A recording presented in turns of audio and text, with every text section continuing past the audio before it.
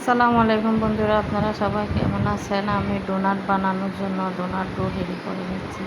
প্রথমে আমি ইস্টটা ভালো করে রেস্টে দিয়ে একটু পরে তারপরে এর মধ্যে চিনি দিয়ে দিলাম, তারপরে ডিম দিলাম, এর মধ্যে আবার একটু ভ্যানিলা পাউডার দিলাম, পরে ময়দা দিয়ে এগুলো আমি সুন্দর করে মেখে নেব। একটু মাখে একটু হয়ে আসার পর আমি এর মধ্যে আস্তে আস্তে তেল অ্যাড করে দেব। তেল অ্যাড করে দেওয়ার পর সুন্দরভাবে মেখে নেওয়ার পর আমি ডোটাকে একটু রেস্টে রাখার জন্য একটা এর মধ্যে নিয়ে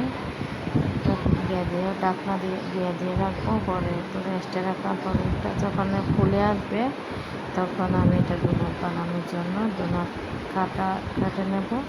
please like and follow me.